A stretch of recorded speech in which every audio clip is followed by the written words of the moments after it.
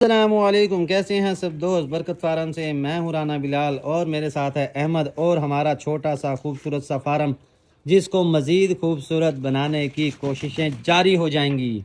हमारे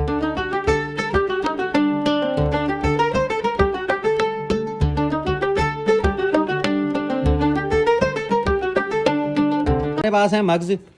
मग्ज़ जो हैं जी हमारे, ये क्रॉस हो गए हैं। इनको बतखें वैसे तो आमतौर पे लोग खाता है, लेकिन असल में ये मग है और ये उड़ने वाली भी है।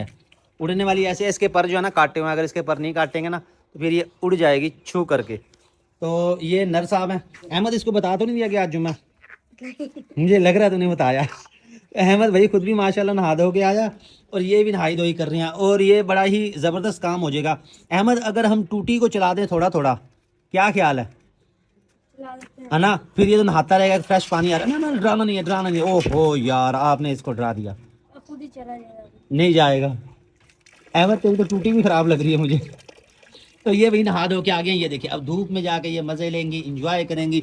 हमारी कोशिश होगी हम डेली आपको अपने फार्म से एक छोटा सा शॉट दिया करेंगे, अपडेट दिया करेंगे किसी भी हवाले से।